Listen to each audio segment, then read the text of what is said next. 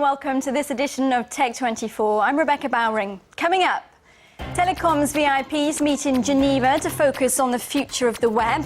The UN says internet access is a human right, but who, if anyone, should control how it's run? We look at two bodies bidding for governance. And master the arts of French cuisine with a touchpad made for kitchens. Cook is a Wi-Fi connected culinary coach, unfazed by crumbs or spills.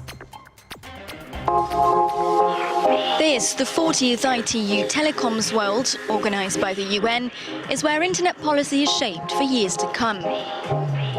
In Geneva, world leaders, ambassadors, CEOs, with their national pavilions, countries vie for investment and companies for sales. This year's hot issues are broadband access, meeting Millennium Development Goals, and a peace treaty for the web. As the internet becomes more sophisticated, questions of governance multiply. We asked the Secretary-General of the ITU why the web needs regulating. Every country has a different approach in terms of the ethical handling of information. While you are looking for criminal activity, you may come across information of a non-criminal nature. How do you treat that? How do you treat the privacy of your citizens? If everyone had to deal with it, it will be a chaos. Governments have a role there, but the citizens have the right to know what's going on. France24.com's editor-in-chief Eric Hollander joins me now in the studio to discuss this topic in a bit more detail. So we're hearing there, Eric, from Mr. Touré, some of the reasons why world leaders believe that the internet needs to be governed, issues of privacy, issues of security. How is it working at the moment? It's really an offshoot of the founding of the internet, which was created by the US Pentagon. And in the late 90s, it switched to this semi-private organization, kind of semi-government controlled, the Internet Corporation for Assigned Names and Numbers, known as ICANN. And this is really the big dispute, is who should govern the internet. Now, so far, ICANN is the one who standardizes everything on the internet. So someone signing on in Beijing, to someone in Baltimore, to someone in Brighton, all get the same experience because you've got one centralized place with which the names and the numbers and the rules are made. But people are now starting to raise the question of, should the United States, and one country in particular, have that much control? And that's what we're hearing in Geneva today. Because ICANN's been criticised for being too close to the US administration. Exactly. And the United States really likes it that way. And that's one of the reasons why I do not foresee any change in the current system, because the United States will never agree to give up this power. The last thing that it wants to do is give it to the UN. You have to remember that in the United States, the politics of the UN are very different than they are the rest of the world. There's a lot of distrust of the UN, a lot of skepticism of the UN, and this is something a point of national pride for Americans, that they invented the internet and they also want to keep control over it. No president and no Congress in this generation right now will ever give up that control. That's just my opinion.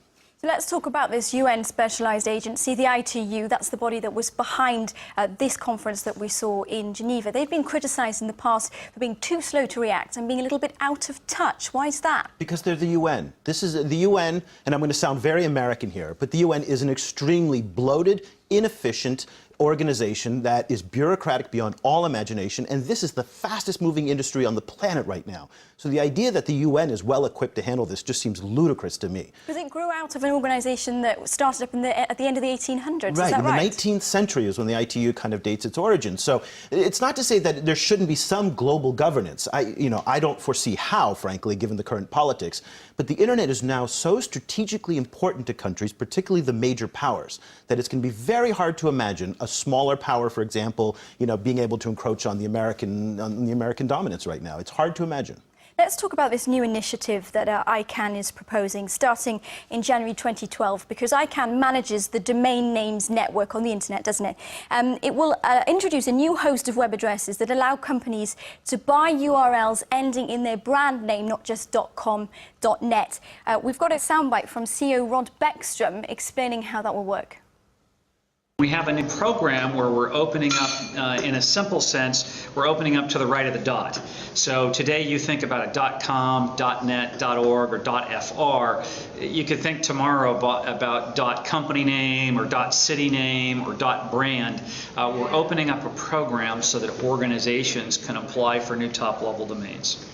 And applying for those, Eric, those TLDs, top-level domains, will cost $185,000. And big firms like Hitachi say they're interested. So obviously, it's very expensive. But how does opening up the internet's namespace like that affect issues of web control and governance? Well, there's two main issues that are going on here. One of them is that price for admission is very, very high. And this is what a lot of developing countries say is really prohibitive about the ICANN governance, is that it biases wealthy countries. There's another part of this, too, is that right now, domain names are using only Roman characters, A, B, C, D, E, F, G.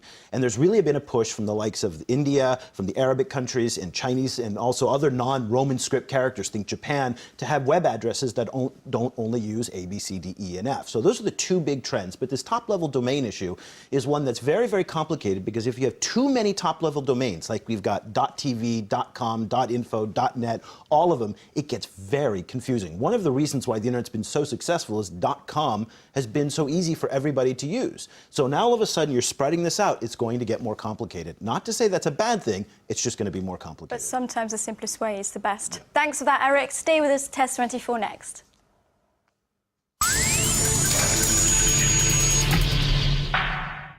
Welcome to our gadget segment, and Eric Olander has transformed himself into a master chef. Well, a master chef, I don't know, but I'm testing out. I figured I'd kind of dress the part for our kitchen tablet. This is the Cook tablet.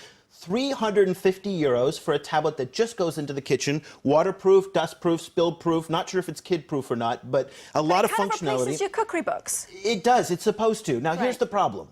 It does one thing, and one thing only. And for €350, it seems like a lot of money to have a tablet dedicated to just doing one thing. My suggestion, get an app like this, put it onto your iPad, get a nice protective case around it that waterproofs it, and you've saved yourself €333. So it has videos, doesn't it? It has videos. It's got a very nice interface, Linux operating system. It's got a very, very quick tactile screen. So I love the functionality of it. I just don't want to buy another tablet. Because it's too niche. Another tablet I have to charge, another tablet I have to keep track of, and not to mention the fact that €350 to me just seems very high. Made by a French company. It's only in French, so Anglos have to wait.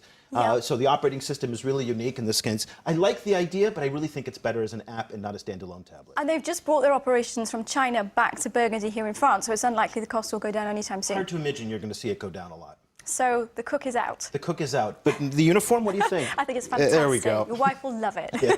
Thanks for being with us, Eric Olander. Many thanks as well to our correspondent in Switzerland, Vicky Morgan, for her help with the programme. Don't forget, you can join in the conversation on our Facebook page. As ever, /Tech24 is there in English and in French. We leave you with a clip this week that is, well, it shows the future, we could say. A major software company's vision of what the world will look like in 2019. It's a bit like Minority Report. The woman's glasses translate foreign languages. The taxi window is an augmented reality screen. And all the technology you see here is in the process of being developed. So maybe the world could actually look like this in under a decade. We'll have to wait and see. Thanks for being with us. See you again next week on Tech24.